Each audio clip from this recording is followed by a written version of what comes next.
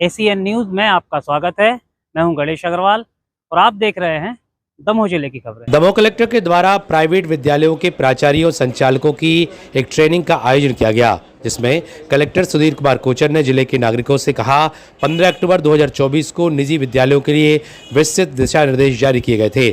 अभी तक यह होता था कि निजी विद्यालयों के संबंध में चाहे वह स्टेशनरी, कॉपी किताबें, यूनिफॉर्म, लेखा, बस, परिवहन की व्यवस्था हो, सभी के अलग अलग निर्देश हुआ करते थे, जिससे लोगों को तकलीफ होती थी और वह कहां से कौन से निर्देश देखें। तो यह तय किया गया कि सारे निर्देश एक जगह समेकित करके इंटीग्रेट करके जारी किए जाए हैं, जो शासन के अधिनियम और नियम और भारत सरकार के, राज्य सरकार के दिशा निर्देशों के अनुरूप हों।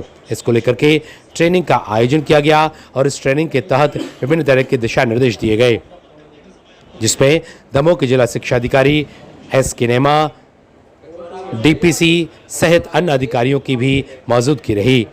Bureau report, ACN news. उद्देश्य से यह बैठक बुलाई गई थी कि आपको इन तमाम चीज़ों की जानकारी दी जा सके।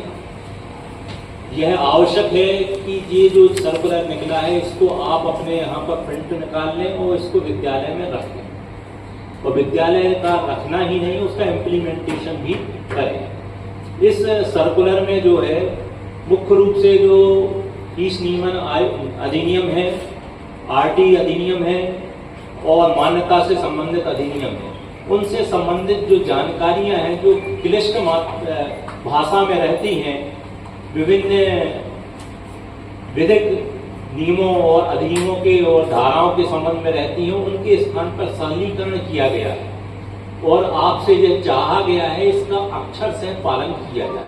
बात है कि आपको किसी भी प्रकार की पुस्तकें वगैरह के विक्रय भी नहीं करना है। फीस के संबंध में जो हेड बतलाए गए हैं उन हेडों में ही आपको फीस लेना है। इसी प्रकार से जो फीस का उपयोग करना है वह तरीके से करना है, नियमबद्ध तरीके से ऑडिट करवाना है और बहुत से विस्तृत है। तो मेरा सोच यह है कि आप उसका अनुपालन अनिवार्य रूप से करें। इसके संबंध में मैं ये कहना चाहूँगा कि फीस अधिनियम के अंतर्गत मुख्य रूप से प्रत्येक स्कूल को जो है अपनी विगत 3 वर्षों की ऑडिट रिपोर्ट सबमिट करना होती है, परंतु अभी भी बहुत से विद्यालयों ने ऑडिट रिपोर्ट सबमिट नहीं की है। रूप से मैंने बंद किया। तो आप जब बीआरसी को आवेदन देंगे तो एक फॉर्मेट होता है, उसकी डेट खुलती है। आज हम लोगों ने 15 अक्टूबर 2024 को निजी विद्यालयों के लिए विस्तृत दिशा निर्देश जारी किए थे। होता ये था अभी तक कि निजी विद्यालयों के संबंध में चाहे वो स्टेशनरी हो, चाहे वो कॉपी किताबें हों, चाहे वो यूनिफॉर्म हो, चाहे वो लेखा हो, चाहे वो बस हो, परिवहन का व्यवस्था हो, सभी के ऊपर अलग अलग निर्देश हुआ करते थे, जिससे कि लोगों को तकलीफ़ होती थी कि वो कहाँ से कौन से निर्देश देखें। तो हमने ये तय किया कि पूरा सारे निर्देश एक जगह समेकित करके इंटीग्रेट करके जारी किए हैं, जो कि शासन के अधिनियम, नियम और भारत सरकार और राज्य सरकार के दिशा निर्देशों के अनुरूप हैं। तो अब स्कूलों को फ़ायदा ये है कि उनको कहीं अलग अलग जगह देखने की ज़रूरत नहीं, सारे निर्देश उनको एक ही जगह मिल जाएंगे। अब इन निर्देशों को देने के साथ साथ हमने तय किया कि इन निर्देशों पर जब तक सबका ओरिएंटेशन यानी ट्रेनिंग नहीं हुई तब तक बहुत हम लक्ष्य को प्राप्त नहीं कर पाएंगे। तो आज हमने 3 अलग अलग बैच में प्राइवेट विद्यालयों को यहाँ पर बुलाया था, उनके प्राचार्यों को बुलाया था और हमने ये जो पूरे सर्कुलर जारी किए हैं उसकी पूरी एक ट्रेनिंग, उसका पूरा एक ओरिएंटेशन उनको हमारे स्कूल शिक्षा विभाग की ओर से दिया गया है, ताकि वो इन निर्देशों से अवेयर हो सकें, वो समझ सकें कि इन निर्देशों में क्या है और इनका पालन नहीं करने पर उनके खिलाफ़ क्या कार्रवाई हो सकती है।